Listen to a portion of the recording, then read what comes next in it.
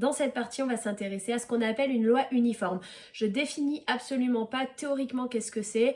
On va avoir un exemple et toutes les autres situations de la réalité qui ont le même principe de fonctionnement, elles vont se traduire mathématiquement par le même genre de calcul. On dit que le modèle mathématique va être toujours le même, la modélisation va être toujours la même. Et donc, dans tous les cas qui ressemblent à ce cas-là, on utilisera toujours ce qu'on appelle la loi uniforme. C'est pas la peine de définir théoriquement ce que c'est, il suffit de comprendre comment ça fonctionne et comment on l'utilise pour calculer les probabilités qu'on nous demande. Donc, je lis mon exemple. Suite à un problème sur un compteur Linky, une cliente contacte Enedis. Le service client a confirmé un rendez-vous entre 13h et 17h. Sachant que le technicien intervient de manière aléatoire sur le créneau donné, on veut déterminer la probabilité que la cliente patiente entre 1h et 2h. Première chose qu'on définit clairement, c'est la variable aléatoire continue qui nous intéresse. Évidemment, ici, c'est le temps d'attente. Donc, on va le noter grand T cette fois-ci, puisque c'est un temps. Donc, grand T, le temps d'attente, et on précise l'unité en heures. Voilà pour notre variable aléatoire. Maintenant, ce qu'il faut qu'on règle, c'est la question de la fonction de densité. Je vous rassure tout de suite, dans 90% des cas, minimum, elle vous sera donnée, c'est pas à vous de l'imaginer, mais ici on peut comprendre comment elle fonctionne et on va le faire d'ailleurs. Alors, le technicien ayant la même probabilité d'intervenir à chaque instant sur le créneau, la fonction densité est constante. Ben oui, j'ai autant de chances qu'ils viennent au bout d'une heure, qui viennent au bout de 3 heures, qui viennent au bout de 2h50. Ça explique pourquoi c'est une courbe constante. Alors déjà, avant 0 heure d'attente et après 4 heures d'attente, le technicien ne viendra pas. Ça me justifie le fait que la probabilité, ou en tout cas la fonction de densité est nulle avant 0 et après 4. Maintenant, il faut qu'on réfléchisse un petit peu à quelle valeur mettre ici. On sait qu'il vient entre 0 heure et 4 heures d'attente, donc c'est pas étonnant qu'il y ait un trait qui soit tracé au-dessus de ça. Comment je fais pour trouver la valeur dans le cercle que j'ai tracé?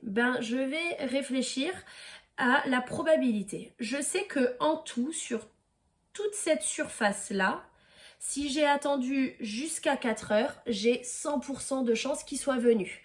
Ça veut dire que l'aire totale de ce rectangle ici, elle vaut 1. C'est mes 100% de chance.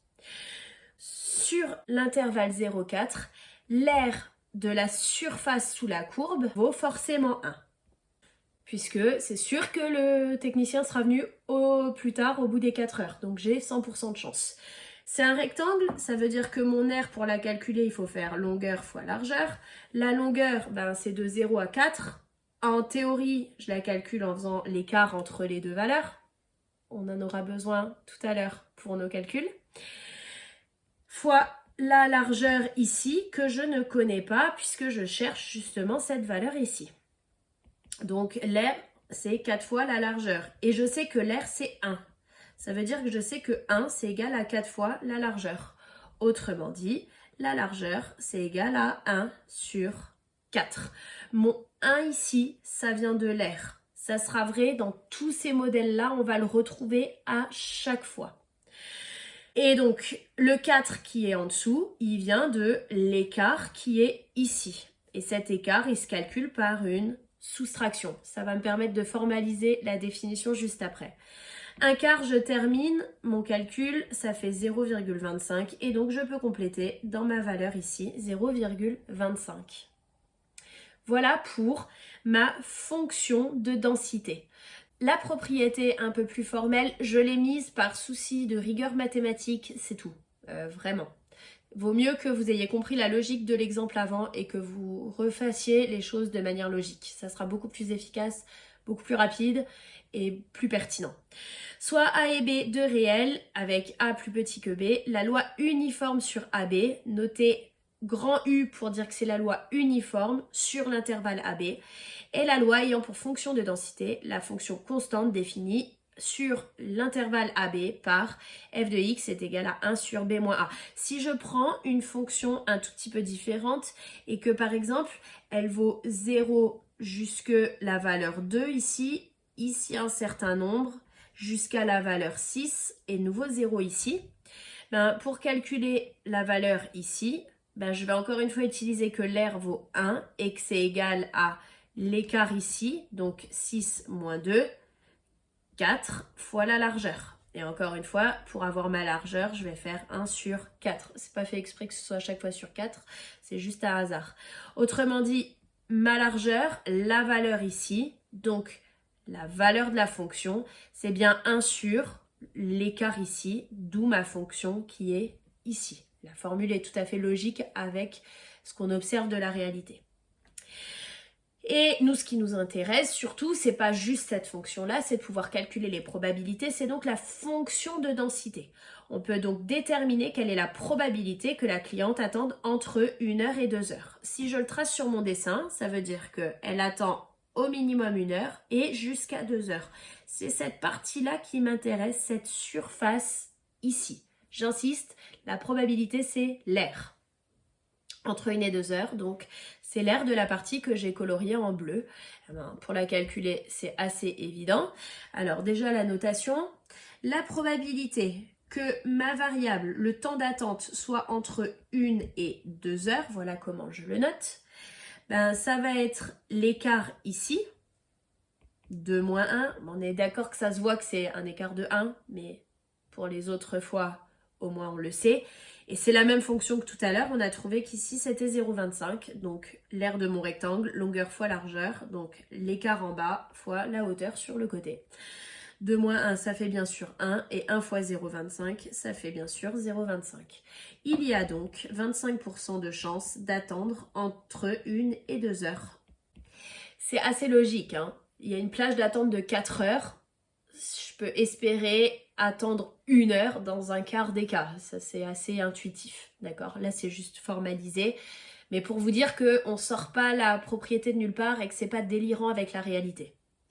Et donc, une propriété, encore une fois, que je vous conseille pas forcément d'apprendre, il faut être capable de le refaire avec le dessin.